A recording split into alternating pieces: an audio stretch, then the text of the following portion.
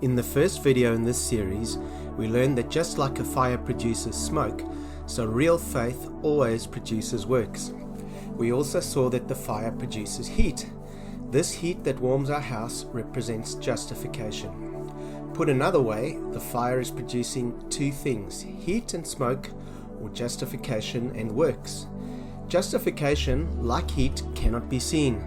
So on the outside, we will still only have the smoke as a signal that inside there is a fire, real faith, producing heat, justification.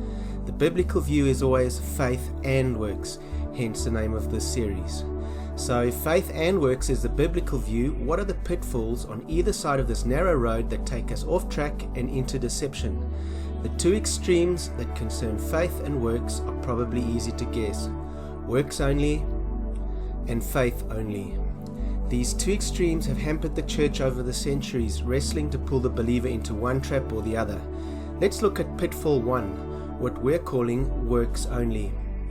In reality, deception is often the result of an imbalance. In this deception, works are emphasized and faith is de-emphasized to the degree that justification, or salvation, is essentially coming about as a result of someone earning it. So while in this deception faith can still be seen as something useful or even beautiful, justification is a result of works only. Using our analogy, in this pitfall the heat is no longer coming from the fire, but rather from the smoke itself. There are so many scriptures that could be used to counter this deception, but let's just look at one. Ephesians chapter 2. For by grace you have been saved through faith, and that not of yourselves, it is the gift of God, not of works, lest anyone should boast. There is nothing ambiguous here.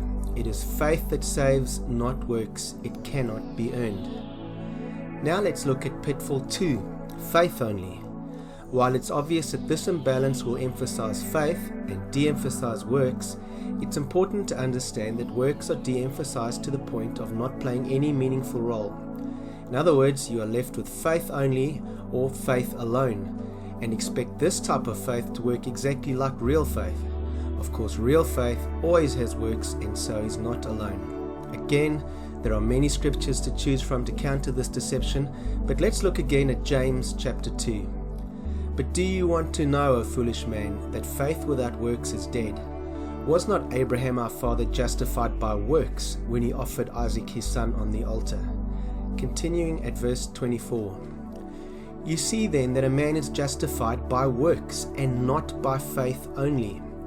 If you are in any way deceived by pitfall 2, then verse 24 is contrary to what you believe. You may even decide to look it up yourself to be sure it's in the New Testament.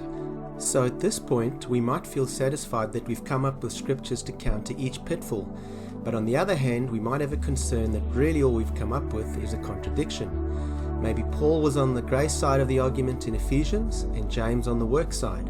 But the problem only exists because in our minds we've decoupled faith and works, whereas the Bible is clear.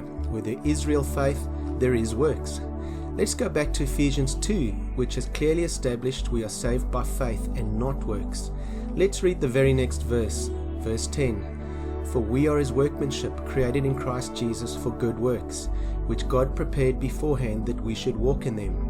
So Paul is saying if you have real faith that leads to justification, you will have good works. Going back to James chapter 2, where in verse 21 he asked, was not Abraham justified by works? We skip the next verse, which reads, 22.